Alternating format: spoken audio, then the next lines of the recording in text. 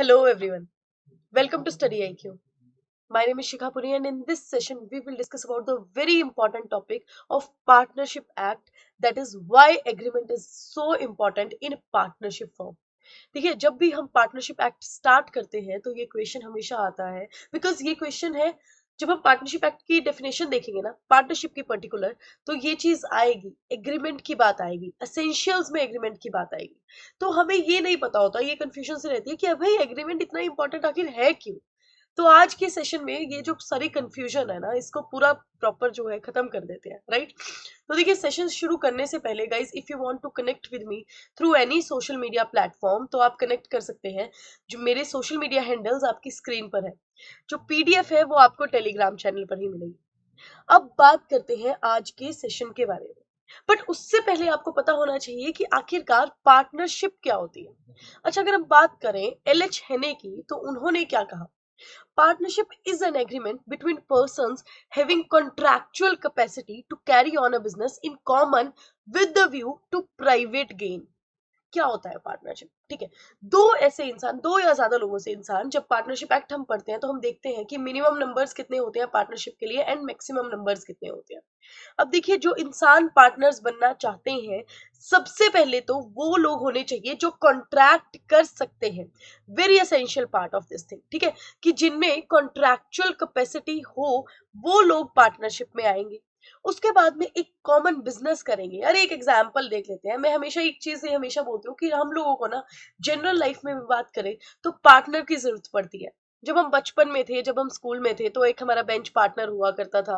Projects बनते थे तब पार्टनर्स होते थे। अब अगर लाइफ की, जब हम आगे लाइफ में पढ़ा पहुंचते हैं, तब भी हमें अपना लाइफ पार्टनर चाहिए होता है। तो बिजनेस में हमें अपना पार्टनर क्यों नहीं चाहिए? बिजनेस में भी हमें अपना पार्टनर चाहिए होता। अब वो क्यों चाहिए? क्योंकि एक एग्जाम्पल देख लेते हैं कि दिस इज अ राम। ठीक है, राम ने कोई बिजनेस स्टार्ट किया, उनकी एक शॉप है। अब भाई उनका बिजनेस बहुत ही ज्यादा आगे बढ़ने लग गया, लेकिन उनके पास इतने रिसोर्सेज नहीं बचे कि जो मार्केट में चेंज आ रहा था उसके साथ वो कदम से कदम मिलाकर चले। तो अब क्या हो गया, उनका बिजनेस डूबना स्टार्ट हो गया। अब राम को मिलते हैं श्याम। श्याम बोलते हैं कि भाई तू अपना बिजनेस क्यों खत्म कर रहा है, ऐसा करते हैं, मैं भी अपने पैसे लगाता हूँ और साथ में पार्टनरशिप करके क्या करते हैं, तुम्हारा बिजनेस और आगे बढ़ाते हैं। अब यहां पर क्या हुआ, इन्होंने बिजनेस स्टार्ट किया। तो ये दो लोग जो कॉन्ट्रैक्ट कर सकते हैं, बिजनेस स्टार्ट किया, और क्या व्यू लेकर चले कि बिजनेस को क्या करना है, आगे बढ़ाना है। Now this is partnership. यही जो है वो पार्टनरशिप होती है। अब अगर बेयर एक्ट लैंग्वेज पे चले और डेफिनेशन पार्ट पर चले, तो section 4 of Indian partnership act जो है वो हमारा पार्टनरशिप के बारे में बात करता है। अब लॉ की नजरों में पार्टनरशिप क्या है? Partnership is the relation between persons who have agreed to share the profit of business carried on by all or any of them acting for all. अब डेफिनेशन से ना हमें एक न्यू चीज पता चलती है पार्टनरशिप के बारे में, ये आपको जनरल लाइफ में भी पता नहीं होगी। देखो ऐसा होता है, हम पार्टनरशिप तो करते हैं। पार्टनरशिप, जो भी पार्टनर्स होते हैं वो अग्री करते हैं कि हम जो भी प्रॉफिट आएगा उसको शेयर करेंगे आपस में। ठीक है। अब क्या होता है, बिजनेस कैरी, यहां पर बहुत इंपॉर्टेंट चीज आ गई, कैरी कर रही है बिजनेस। और या फिर तो अब ए, बी और सी, ये एक बिजनेस कैरी कर रहे हैं, ठीक है, एक बिजनेस चला रहे हैं, ये तीनों भी उस बिजनेस को चला सकते हैं। या फिर इनमें से सिर्फ बी, बी बोलता है भैया तुम लोग रेस्ट करो, तुम लोग ने जब आना है आओ, मैं बिल्कुल अच्छे से बिजनेस कैरी करता हूँ। अब ए और सी के बिहाफ पे बी भी अगर बिजनेस कैरी कर रहे हैं, तो ये सब भी क्या हुए, पार्टनर हुए। कॉमन गोल हुआ कि बिजनेस को क्या करना है, तगड़ा भाई बहुत तरीके से पहुंचाना है आगे। ठीक है, this is the whole purpose of partnership, right. तो पार्टनरशिप की डेफिनेशन तो हमें पता चल गई, लेकिन आज का जो मुद्दा है, जो आज का क्वेश्चन है कि जो एग्रीमेंट है वो क्यों इतना इंपॉर्टेंट है पार्टनरशिप के लिए, वो हम बात करेंगे। देखिए, सुप्रीम कोर्ट की तक बात करें तो सेक्शन 4 को सुप्रीम कोर्ट ने बहुत ही कंस्ट्रू किया, बहुत ही देखा, और उस प्रोविजन से क्या कंक्लूड निकाला कि देखिए पार्टनरशिप जो है उसको, उसका सोर्स ही क्या है, एग्रीमेंट। एग्रीमेंट की सोर्स, एग्रीमेंट ही बताता है कि इस पार्टनरशिप में क्या चल रहा है क्या नहीं चल रहा। क्यों बताएगा? क्योंकि एग्रीमेंट में क्या होगा, एग्रीमेंट में स्पेसिफाई किया होगा the business agreed to be carried on, कौन सा बिजनेस आप लोग कर रहे हो। ठीक है, एवे ही पार्टनर्स चले हुए हैं, कुछ पता ही नहीं कौन सा बिजनेस नहीं करे, कैसे ही पता चलेगा? कहां से पता चलेगा? एग्रीमेंट से पता चलेगा। The persons who will actually carry on the business, कौन से लोग बिजनेस कैरी कर रही हैं। मान लीजिए आपको शिखा एंड फर्म के साथ क्या करना है, आपको बिजनेस करना है, ठीक है। अब आपको बिजनेस करना है तो आपको पता होना चाहिए ना कि शिखा एंड फर्म में कौन कौन लोग हैं। मान लीजिए शिखा एंड फर्म में शिखा, शुभम, सनी, ये सब लोग हैं। तो आपको क्या करना होगा, आप अगर मान लो सनी को पकड़ते हैं और उसको आप कोई भी नोटिस दे देते हैं या फिर आपको कुछ देना है उस फर्म से रिलेटेड, तो आपको पता होना चाहिए ना कि वो पर्सन पार्टनर है इस फर्म के, नहीं। तो वो आपको कहां से पता चलेगा, एग्रीमेंट से बातें पता चलती है। And then the shares in which the profits will be divided, and you will get to know also कि कितना शेयर किसने पर्सन का है, किस पर्सन का, शिखा का कितना शेयर है, सनी का कितना शेयर है, शुभम का कितना शेयर है। ये सब बातें आपको पता चलेगी किससे, एग्रीमेंट के द्वारा आपको पता चलेगी। And several other consideration which constitute such an organic relationship, ये ऑर्गेनिक रिलेशनशिप जो है वो चल रहा है, और भी बातें जो है कंसिडरेशन जो है उससे वो पता चलेगी आपको, किससे पता चलेगी, एग्रीमेंट से पता चलेगी।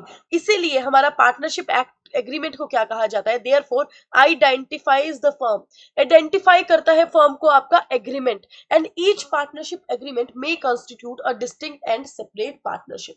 अब ये लाइन जो है वो क्या कहती है, लाइन कहती है कि देखो, एक आपने बता दिया मुझे शिखा एंड फर्म, एक हो गया शुभम एंड फर्म, ये कोई अलग फर्म होगी। अब ये दोनों फर्म का जो भी एग्रीमेंट होगा उसमें अलग अलग तरीके के क्लॉजेस होंगे ना।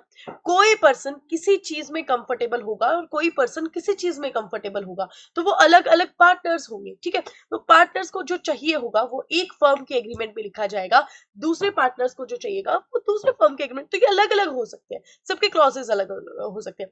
और एक और बात है, ये हम आगे बात करेंगे कि देखिए अगर कमेंसमेंट भी हो जाती है, कमेंसमेंट के टाइम अगर एग्रीमेंट जो भी बातें हैं अगर पार्टनर्स नहीं, वो चाहते कि ऐसा नहीं होगा, तो वो पार्टनर्स नहीं कहलाएंगे, ये बात देखिए। अब बात करें कि अब एग्रीमेंट की तो बात कर ली, तो जनरली एग्रीमेंट की बात करें तो बच्चे क्या सोचेंगे, बच्चे सोचेंगे कि मैम हाँ फिर एग्रीमेंट तो मतलब रिटर्न ही होगा ना। नहीं, it is not important. Agreement आपका ओरल भी हो सकता है, रिटर्न भी हो सकता है, और कॉन्ट्रैक्चुअल भी, मतलब कंडक्ट बाय कंडक्ट भी हो सकता है, ठीक है। कोई जरूरी नहीं है कि भाई सिर्फ ये लिखा ही होना चाहिए। और if the parties to an agreement have not agreed on the date of commencement of the partnership, I have told you the same thing कि अगर पार्टनरशिप की कमेंसमेंट के समय अग्रीमेंट की जो भी बातें हैं पार्टनर्स को नहीं ठीक बैठती, तो वो पार्टनर्स नहीं कहलाएंगे। It can not be said that they have become partners, right. अब हम बात करें अगर केस लॉ की, तो in the Supreme Court in Tarsem Singh versus Sukhwinder Singh में क्या कहा गया, ये कहा गया कि इट इज नॉट नेसेसरी। ये बात ना थोड़े पल्ले दिमाग में बिठा लो, बहुत ज्यादा लोगों को, लॉ के ही लोगों को नहीं, जनरल लोगों को भी ये कंफ्यूजन रहती है कि जब हम कॉन्ट्रैक्ट करते हैं ना, तो कॉन्ट्रैक्ट हमेशा क्या होता है, राइटिंग में ही होता है। और अगर राइटिंग में होगा तो इसकी ज्यादा लॉ की जो इन्फोर्सेबिलिटी होगी वो ज्यादा होगी, कि कल को अगर हम दोनों में कोई भी पंगा आ गया तो मतलब अगर लिखा हुआ है तो सभी ठीक है, ठीक है। कहते थे ना कि लिख के दे, लिख के दे, तो लिख के दे नहीं भैया, ओरल एग्रीमेंट भी जो होते हैं, ओरल कॉन्ट्रैक्ट भी आपका होगा, वो भी क्या होगा, उसके भी लॉ की इन्फोर्सेबिलिटी उतनी ही होगी जितनी राइटिंग वाले कॉन्ट्रैक्ट की होगी। अनलेस अगर लॉ ही पर्टिकुलरली कहती है कि ये पर्टिकुलर चीज तो लिखी ही होनी चाहिए, राइट। तो ये हमारा कंसेप्ट आता है। अब अगर मैं बात करूं इंडियन पार्टनरशिप एक्ट की, और थोड़ा सा आपको बोनस पॉइंट दे देते हैं ऐसे ही क्यों, ठीक है। तो देखो इंडियन पार्टनरशिप एक्ट हमारा किससे आया है, इंडियन कॉन्ट्रैक्ट एक्ट से ही आया है। चैप्टर 11 बात करता था हमारा पहले इंडियन पार्टनरशिप एक्ट, देन उसके बाद में चीजें आगे बढ़ी और पार्टनरशिप की जो प्रोविजंस थी वो कम लगने लगी इंडियन कॉन्ट्रैक्ट एक्ट को, और उसके बाद से ही आगे चली, उसके बाद से ही हमारा जो पार्टनरशिप एक्ट को अलग कर दिया गया। अच्छा एक और बात, जो इंडियन कॉन्ट्रैक्ट एक्ट है ना उसमें सोगा भी इंक्लूड था, that is sales of goods act भी इंक्लूड था, वो भी ऐसे ही क्या हुआ है, अपार्ट हुआ है, जुदा हो गए दोनों के दोनों, ठीक है। लेकिन ये चीज है कि इंडियन कॉन्ट्रैक्ट एक्ट की वो प्रोविजंस जो कौन सी हैं, जो अनरिपील्ड है, वो इंडियन पार्टनरशिप एक्ट में लग सकती हैं, जब पार्टनरशिप एक्ट क्या होगा, साइलेंट होगा। जिन जिन प्रोविजंस पर इंडियन पार्टनरशिप एक्ट साइलेंट होगा, उन उन प्रोविजंस पर इंडियन कॉन्ट्रैक्ट एक्ट की बातें लग सकती हैं। कहते हैं ना कि अंग्रेज चले गए और अंग्रेजी छोड़ गए, तो यही कंसेप्ट देख लो कि इंडियन कॉन्ट्रैक्ट एक्ट से पार्टनरशिप आ तो गया, लेकिन कुछ ना कुछ हिस्से जो है इंडियन कॉन्ट्रैक्ट एक्ट ने वो छोड़ दिया। तो आज का जो सेशन था वो यही था कि एग्रीमेंट हमारा पार्टनरशिप एक्ट में, पार्टनरशिप अगर हम करते हैं तो वो क्यों इंपॉर्टेंट हो जाता है एंड क्यों मैंडेटरी हो जाता है, कि हमारे एसेंशियल में वो बात आती है। राइट। तो आज का सेशन यहीं तक है। हम नेक्स्ट सेशन में नेक्स्ट टॉपिक के बारे में बात करेंगे। If you have any doubt, any query regarding any law, और आप चाहते हैं कि किसी पर्टिकुलर टॉपिक पे मैम वीडियो बनाइए लॉ से regarding, please let me know in the comment section, और उस रिगार्डिंग ही वीडियोस बनती रहेंगी आपके लिए, राइट। तब तक प्लीज अपना ध्यान रखिए और मेजरली अपनी हेल्थ का ध्यान रखिए। Thank you so much guys.